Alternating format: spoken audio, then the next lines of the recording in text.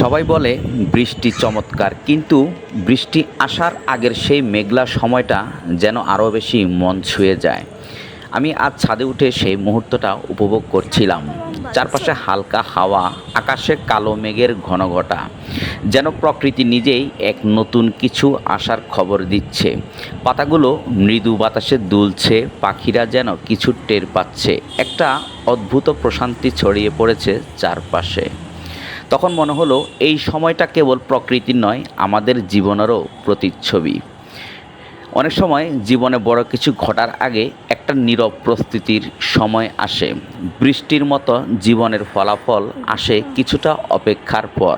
আর সেই অপেক্ষার সময়টাও আমাদের শেখায় ধৈর্য, শান্তি ও উপলব্ধি। অনেকেই শুধু ফলাফল যেমন সফলতা, টাকা, খ্যাতি দেখে, কিন্তু সেই আগ মুহূর্তের প্রস্তুতি, একাকিত্ব, কষ্ট, আশা এগুলোর মূল্য বোঝে না। জীবনের সবচেয়ে সুন্দর জিনিসগুলো অনেক সময় ঘটনার আগে ধরা দেয়, অনুভবে, ভাবনায়, প্রকৃতির মতো নিঃশব্দে। তাই আমরা যেন শুধু বৃষ্টির দিকে তাকিয়ে না থাকি, বরং বৃষ্টি আসার আগের হাওয়াকেও ভালোবাসতে শিখি। কেননা এই সময়টাই আমাদের শেখায় ধৈর্য ধরলে, প্রস্তুত থাকলে প্রকৃতির মতো জীবনের সৌন্দর্যও ধরা দেয় ধাপে ধাপে। Thanks for listening to my words.